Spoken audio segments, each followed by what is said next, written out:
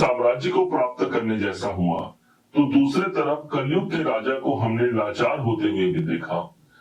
कभी कभी जीवन में ऐसी परिस्थिति आ जाती है कि सामर्थ्यवान होते हुए भी बहुत कुछ सहना पड़ता है। परिस्थितियों को जानते हुए भी अनजान रहना पड़ता है। शायद ऐसी ही परिस्थिति इस समय पर पिछले 4 महीने से इस राहु देव के अंदर विद्यमान है, जो कि मिथुन राशि के ठीक नवम भाव भाग्य भाव पर उपस्थित है।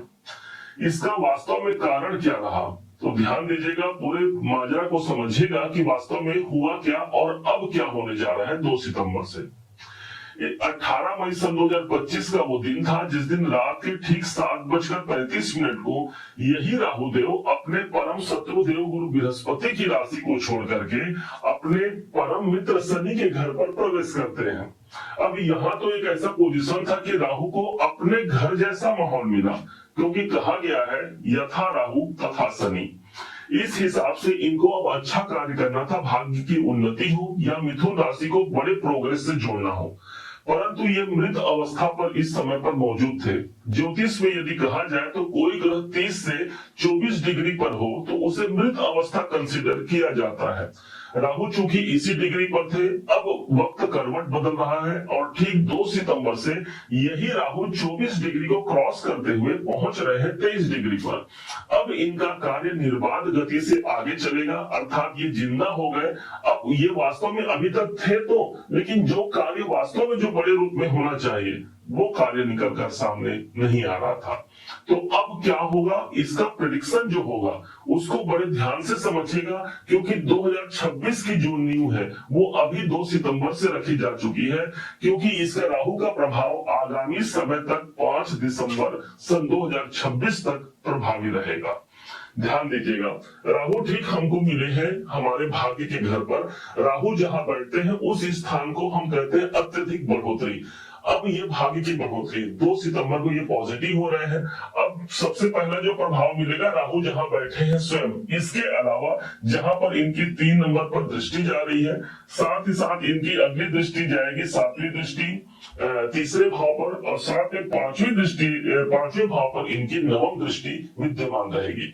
अब पूरे इसको प्रेडिक्शन को समझिएगा। भाग्य उन्नति के लिए अब वो दायरा नहीं रहा। भाग्य उन्नति के लिए हम वो सब कुछ कर सकते हैं जो हम चाहते हैं, क्योंकि राहु जहां पर स्थित है उसे पता है कि मुझे कैसे अमृत कलश को प्राप्त करना है। हम उस अमृत तक पहुंच पाएंगे। राहु बैठा है 9वें भाव पर, पिताजी से जुड़े हुए बहुत से कार्य बनते हैं, बॉस सीनियर से भी हम परेशान हैं, तो वहां पर एक सकारात्मकता आती है, उनका प्रेम मिलता है, उनका साथ मिलता है, और एक हम बड़े भाग्य के ओहदे तक पहुंच पाते हैं। क्योंकि बाकी सभी ग्रह जो आप देख रहे हैं वो सब हवा है, तो कोई हवा का झोंका है, लेकिन मात्र एक राहु ऐसा ग्रह है जो हवा नहीं तूफान है। अब वही तूफान हमारे भाग्य पर आने वाला है, अर्थात भाग्य उन्नति के दृष्टिकोण से एक सर्वाधिक उपयुक्त समय रहेगा, जहां मैं अपने कैरियर को, मैं अपने साम्राज्य को स्थापित करा पाता हूं। अब इस स्थान को समझिएगा, ये है स्वयं 3 नंबर की राशि, जिसे मिथुन राशि से हम देखते हैं 3 नंबर को, जो कि काल पुरुष की 3री राशि, राहु की 5वीं दृष्टि पड़ रही है। अब सोचिए जरा, राहु की दृष्टि हम पर स्वयं आ रही है, अब वो तूफान हम पर आ गया। हम जो काम करेंगे वहां पर एक गति रहेगी, जिससे मिलेंगे वहां पर एक गति रहेगी।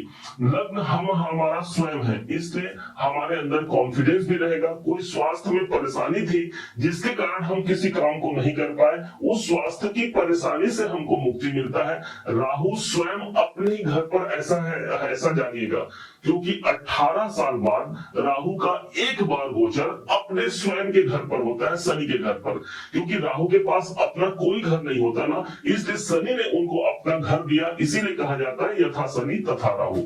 आपके अपने लग्न पर दृष्टि है, अब वो रुकावट हुआ, वो बाधा जो हम फेस कर रहे थे, उस बाधा से हम बाहर निकलते हुए अमृत कलश तक पहुंच पाएंगे, अर्थात अपने शीर्ष मुकाम को प्राप्त कर पाएंगे।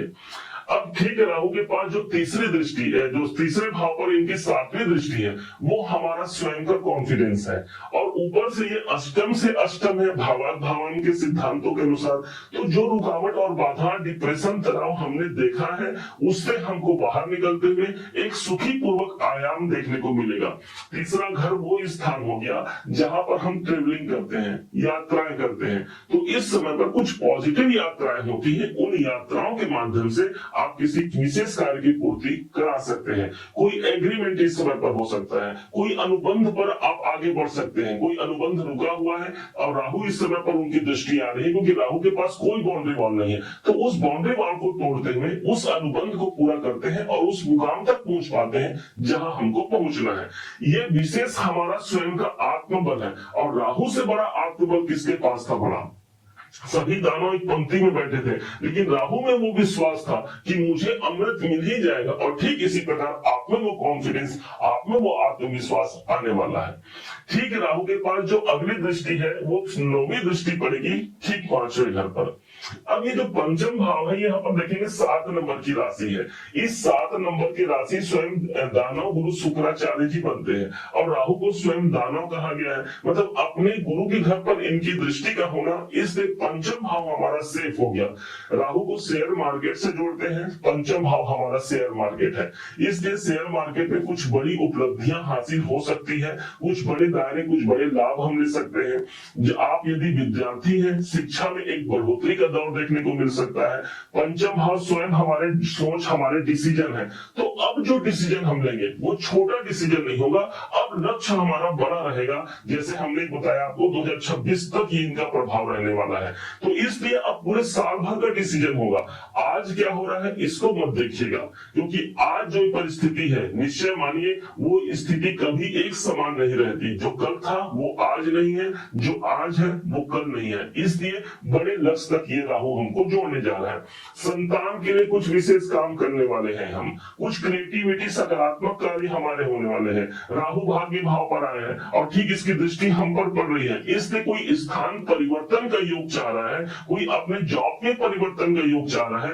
राहु उस कार्य तक हमको पहुंचा जाते हैं जहां तक हमको पहुंचना है। ये राहु की एक विशालता है, राहु का एक सुप्रभाव हो गया। अब राहु के पास कुछ तो नेगेटिव पॉइंट भी होते होंगे ना, तो राहु के लिए कहा गया है ये मात्र हमको सबसे ज्यादा भय और भ्रम से जोड़ता है। ये राहु ऐसा है जो किसी कार्य को पूरा करने के लिए हमारे अंदर भयभीत हमको करता है, क्योंकि है तो दानव ना, और भ्रमित भी करता है कि पता नहीं मेरा ये काम होगा कि नहीं। तो इस डाउट से हमको बाहर निकलना है और अपने लक्ष्य पर पूरा फोकस करते हुए अपने दायरे पर हमको आगे बढ़ना है। जो हमको निशान मिला हुआ है उस निशान पर हमको चलना है। निश्चय मानिए राहु 18 साल बाद अपने मूल त्रिकोण राशि पर आया है, शनि के घर पर आया है। ये वो विशालता दे सकता है जो और किसी ग्रह के पास नहीं है। राहु ही वो ग्रह है जो रातों रात व्यक्ति को करोड़पति और रातों रात व्यक्ति को करोड़पति से रोडपति भी बना देता है। क्योंकि ये राहु मूल त्रिकोण राशि पर है, भाग्य भाव पर है, इसलिए हमारे भाग्य की प्रबलता जरूर रहेगी। उपाय के रूप में क्या कर सकते हैं? सबसे अच्छा उपाय है शिवलिंग पर जलाभिषेक करना। इससे राहु सदैव नियंत्रित रहता है, जो भय और भ्रम है इससे हमको मुक्त करता है।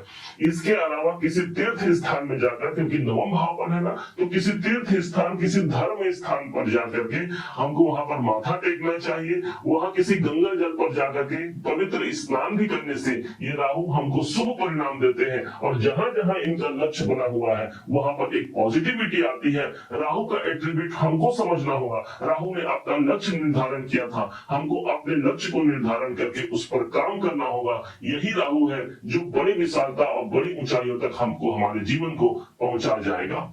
उम्मीद है आप सबने इसे समझा, आप सबने इसे जाना। यदि आपने इसे समझा है, जाना है, मेरे समझाने का प्रयास यदि आपको सार्थक लगा हो, मेरे समझाने का तरीका यदि आपको सार्थक लगा हो, तो हर बार की भांति इस बार भी अपना प्यार भरा लाइक और कमेंट करना कभी मत भूलिएगा। और हाँ, यदि अभी तक आपने चैनल को सब्सक्राइब नहीं किया है, सब्सक्राइब जरूर कीजिएगा। पुनः एक बार फिर आप सभी का दिवस बहुत मंगलमय हो, इन्हीं शुभकामनाओं के साथ। जय श्री राम।